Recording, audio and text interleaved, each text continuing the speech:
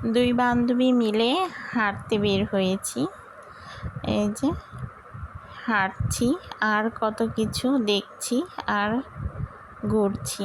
আর এই যে ফুলগুলো পথের ধারে কৃষ্ণচূড়া ফুল অনেকগুলোই পড়ে আছে, দুজনে মিলে কুড়িয়ে নিলাম। আর সামনে আছে পুকুর, কৃষ্ণচূড়ার ঢালগুলো বয়ে পড়েছে পুকুরের কাছে, দেখতে খুবই সুন্দর লাগছে।